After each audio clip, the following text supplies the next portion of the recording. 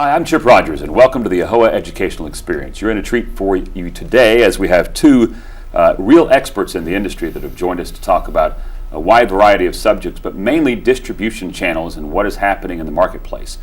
First, we'll start with Cindy Estis with Kalibri Labs, and thank you for being here with us today. As you are going to be surprised to know, Cindy has been in the business 35 years, all up and down the chain, right? GM, That's right. Corporate offices, working in hotels, and now you are providing a wealth of information, and we'll talk about that in just a minute.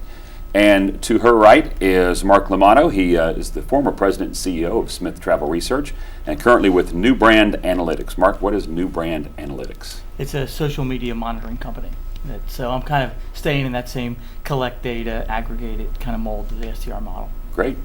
All right, so you guys have teamed up on a book, and I always think to myself, what would ever possess someone to write a book? Because I've never thought of doing that, just because I don't like reading much. I don't like reading much less writing, right?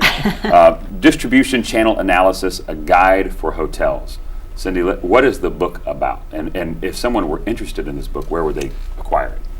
So it can be found on the AAHOA website. It can be found also through AHNLA, and it can be found through the HSMAI website, Right. all industry organizations. The book is about the distribution channels and how business is brought to hotels. It has a lot to do with the cost associated with distribution channels and kind of what's been happening historically and where it's going in the future, because the implications for the cost to hotels can be tremendous, and it's an important area that hotel managers and owners need to focus on now because of those costs. How long did it take you guys to write this thing? From the time we started, probably A over year. a year. Yeah, It was a about year, and it was a year in the conception phase. Really? Yeah, so it was a 2-year project, really. Now, you talk about distribution channels, and I would tend to think, not being an expert at all, you guys are the experts, but as we are moving along, and of course technology now comes into play, the change in distribution channels has got to be happening at a much more rapid pace than it did, say, 20 to 25 years ago, which I guess is one of the reasons why you need to have a book to explain what's happening, right? Yeah. No, the pace of change is tremendous. And, in the old days, electronic distribution started in probably the early 1980s. And there were the GDS systems, which is what the travel agents used to primarily book corporate business. And that was all there was. And otherwise, people went straight to a hotel or they called an 800 number. But as the years have gone on, there's been more and more electronic channels. And of course, the internet became so popular. And now there are literally hundreds of ways that hotel bookings can be made electronically. So now that's the dominant source of business for hotels. And I'll just add a quick point to that. It changes so fast that when the book was conceptualized and when in the beginning stages of the writing, the real effort was to discuss the OTCs. That was kind of the genesis behind what got the book started. But quickly we're into it. It's like, okay, that's by the time we're finished, it's not going to be yesterday's news, but what's coming in the future. Right. With social applications and mobile. I'm sure we'll talk about that later on. Just even in the course of doing it, it changed dramatically, the focus of the book. And all right, so 20 years ago, if someone was booking a hotel, typically I guess they would do one of three things. Either they just walk in and book it, or they would call an 800 number, Right. or they would go through a travel agent. And I mean, everybody knew travel agents. Travel agents were on every corner. I don't see very many travel agents anymore. And I guess that segues into what an OTC is, but really technology has knocked a lot of travel agents out of business, hasn't it? It has. I mean, travel agents have become more specialized now, and I don't know the statistic for the exact drop in the percentage of travel agents. It could be a 20 or 30% reduction from their peak, but there's still quite a bit of business coming in through the travel agents that's either complex business like vacations or family travel or something complicated like that, or corporate travel where a corporate office has an account and they use a travel agent to keep track of their expenses. And those are the two primary types of travel agents. In addition to that, the travel agents still are helpful when, if you travel a lot like I did, and I'm sure you do, and I know Cindy does, sometimes it's really nice to pick up the phone and call somebody to kind of handle your problems. If you're in line and it's hard to get on, if you're standing in line at an airport and your flight gets canceled and you got to be somewhere. So there's fewer of them, but there's still a lot around, and they can be real helpful. And I would expect if you're going to have a multi-city trip, multi-hotels, it is a pain to get online and try to figure all that out. It'd be much easier to just call somebody and say, hey, here's where I need to go, take care of it. Exactly. So they provide an important service for busy travelers. All right, so most people, again, went through one of those three channels. They called an 800 number, they showed up in person, or they went through a travel agent. And then these OTCs or OTAs, online travel agents or online travel companies, begin to emerge with the internet. When did this really begin to take hold? I mean, when I'm watching football on Sundays, it seems like Expedia is on like every third commercial. Yep. But it's been around for a while. It has been, but what really what really brought them to the forefront was right after 9/11, because there was this sense that people weren't going to travel as much. So it gave the industry an opportunity to utilize this in a much bigger way than they might have intended. So there was kind of like a perfect storm of technology and events that kind of just brought their proximity, availability. They're just Kind of jump-started the whole thing. And then consumers got hooked because it became easy, and they started using it because they got used to using it, and the rest, they say, is history. It's now become it was quite a perfect storm of events. Quite a popular way that consumers make their bookings. And really, I mean, it's really transformed in not just, hotels. Now you have these, I can't remember the website, where you can rent out somebody's room by going online. Mm-hmm. In somebody's home. Yeah. And no, it's expanded. So, right. Now you can do everything online connected to travel. So, there's more and more of these electronic, each one of them is a channel. Right. And some of them may just provide information, and some of them you can actually make a booking on. But all of them will influence what's going on from a hotel manager's point of view. And, all right, so an OTC, for our viewers who don't know, how does it work in relation to, I know how it works in relation to me as the consumer going online, searching 100 hotels in New York City, searching by price, searching by quality, searching by reviews. But how does it work in relation to the hotel owner? So the OTC interacts with me online, but how do they interact with the hotel owner? God, I'll go. Well, it's a number of ways. It's like basically there's some sort of arrangement with the hotel owner making so many rooms available to whatever site it is, Expedia, Priceline, whatever. And, they make those rooms available. And when somebody comes on and books the room through that site, the reservation goes to the hotel. But one of the real issues that brings it to the forefront, one of the reasons why we started the book, was in trying to understand the cost of that, the online travel agencies take that money, their share of the customer spend, kind of off the top. So, for example, if I was going to book a room for $100, and your deal with the OTC is that they're going to take 20% of that rate, well, then they're only sending the hotel $80, and they're keeping the 20 right off the top. So the reason that's important is because if you're a hotel owner, it's very difficult for you to track the cost of that reservation. Through the other channels, they're kind of below, they're on the income statement. You can tell there's an expense line item, how much you pay to the GDSs, how much Right. You're paying to a travel agent. But in this case, that cost is above the line, so you never really see it. So it was kind of the owners are like, okay, I don't really know how much this is costing me. We have an arrangement, but This is the prepaid kind of sale, so they Yep. call that the merchant model. And most of the OTC business is sold through the merchant model or through the opaque model, which is like the Priceline or Hotwire, Right. where you don't know which hotel you're getting. But in either case, you pay a certain amount and the OTC keeps that money, and the only thing they've gotten is a discount from the hotel for that. So the hotel is just paid the amount that they agreed for that room, and the OTC can charge whatever price they want, and they keep the difference. All right, we've got to take a quick time out, but I want to ask you something about merchant and opaque, because you've thrown these terms in here.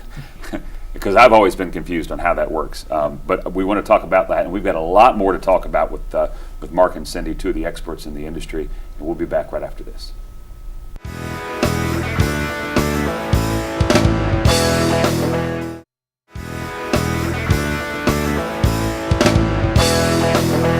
Welcome back to the AAHOA Educational Experience. With me this week is Cindy Estis Green and Mark Lomanno, two of the experts in the hospitality industry, and we are talking about channels of distribution in hospitality, in hotel industry specifically.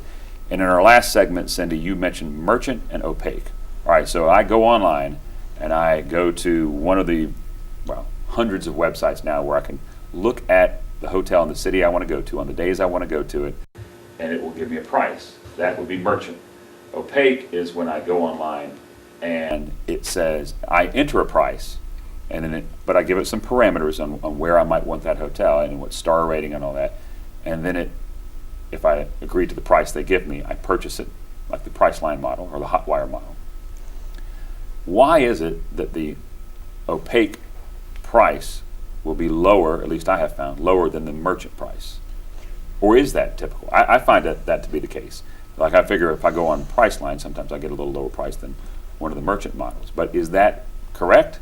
And if so, why is it? Yes. Yes, the discounts tend to be deeper on the opaque model, and that's because it's called opaque, which means you can't see through, which Right. means that you don't know which hotel brand you're getting.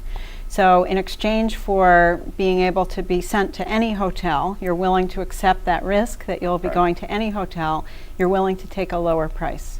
So the discounts, Priceline advertises a 40% discount. It can be 50 or 60% sometimes. It can be 30%, but it's usually 40 to 50% discount. The merchant model tends to be more of a 20 to 30% discount, but they're both prepaid by the customer. So that's different than the retail model. And retail is like the traditional travel agent where the consumer pays. They make their reservation and they don't pay until they get to the hotel, and then the hotel pays a 10% commission back to the supplier. And you can do that on the OTC sites as well. They have some business that's sold that way. So between the merchant and opaque, that is simply the relationship between the consumer and the OTC. The price that is negotiated between the hotel owner and the OTC remains constant, regardless of whether the consumer purchases it through a merchant model or an opaque model. The price will vary by day. So, and they're supposed to have what's called rate parity conditions. That means that the rates the OTCs sell that room at are supposed to match the same rate that the hotel would sell it through their own direct channels. Right. So it's supposed to be the same rate, but the hotel has given a discount to the merchant or to the vendor, whoever it is. It could be Expedia or Travelocity or Orbitz. They've given them a discount. So a $100 room, for example, that $100 rate would be sold whether it was sold through the hotel's website or Right. sold through Expedia. But the hotel only receives, let's say, $75 or $70 of that 100, even though the customer has paid the same amount. And we'll get into that in just a minute because that's where the tax implications Yep. become very important and a very much a public policy issue that a lot of states in the United States is struggling with. But Mark, I want to talk again about the difference between going to the brand.com website.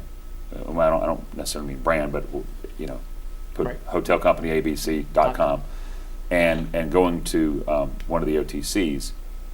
Hotel owners will tell you, you don't need to go to the OTC. Just come directly to us, and we'll give you the same price. Is that true? Yeah, it is true. Cindy just mentioned a second ago this concept of rate parity. So Right. a lot of the relationships between the OTCs and the hotel companies have this parameter, and it's mostly in place. Part of the study we actually took a look at that, and we looked at a couple hotels in some various cities and looked at the prices on, the OTCs and the brand website, and they were about 99% of the time. Is that right? I think. It varied by city. But it was pretty constant. There was a few aberrations, but for the most part they were consistent. So why do they go to the OTCs? Well, we were talking earlier offline how when you're watching TV, you rarely see hotel commercials for hotel brands, but you always see the Expedia commercials, and you always see, the Priceline commercials. Right. And there's a couple reasons for that. One is because their model is so profitable for them. They invest so much back in advertising. We estimate that the OTCs outspend the industry by about 2 to 1 in just traditional media advertising. And when it comes to online bookings in paid search and buying terms, they outspend them 4 to 1. So it's kind of a marketing spending machine that's very, very difficult for the hotel companies to deal with because that's not their model, as it were, to advertise that much. So it's just awareness. It's like anything else. It's brand awareness. So Cindy, let's go back for a moment to rate parity. Is the hotel allowed to sell directly to the consumer at a rate lower than what they're selling to the OTCs?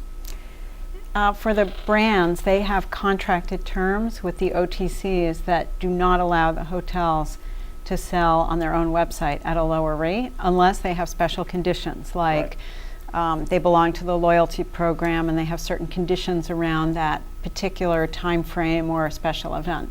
But for the most part, they are required by their contract terms to sell the same rate as the OTCs are selling. So if I'm hotel owner X and I'm selling to Priceline for $100, that's my net that I'm going to get back from Priceline, or is that the gross and they're going to take their amount off the top? Well, if it's a $100 rate and you have a deal with Priceline, you may get $60 for that room, but the guest has paid the same amount. The guest paid the $100. So for that same guest, they could have paid $100 to the brand.com website and you would have kept the $100. Whereas if they book it through Priceline, they're still paying $100 and you only get to keep $60 of that. So I would not be allowed, so Mark, I would not be allowed to sell it on my site for $90, which is still much better than the $60 I would get. You would not, but I was going to clarify a little bit. When you use Priceline as an example, the hotels tend to make a relationship with the companies, the opaque models like the Pricelines and Hotwires of the world, that's very specific about what the hotel's going to get for that room. And so the OTC in that case keeps anything above that amount. Whereas for the merchant model, they're getting a percentage of the ultimate sale price. So they're slightly different. So in one case, you're going to get a percentage in the merchant model, and then for the opaque, you've established a price that you're going to receive, and then all the upside is to the OTC that's booking the room for you. So a little different, but. So this has got to be, from a hotel owner standpoint, almost a love-hate relationship, because you love the fact that they're putting people in rooms, right? But you hate the fact that you're having to sell those rooms so much less than what you would get in the normal market that existed prior to the OTCs really being your distribution channel. Well, so that is the challenge, and that's what hotel owners have to make decisions about as to which channels they want to sell the business through and which channels have demand for them. So they have to look at where the demand is coming from and figure out if they can get enough demand through the channels that are higher profit channels in order to make the targets that they want to make in terms of revenue and profit. And sometimes it's hard because the OTCs can bring business during times when others might not bring business.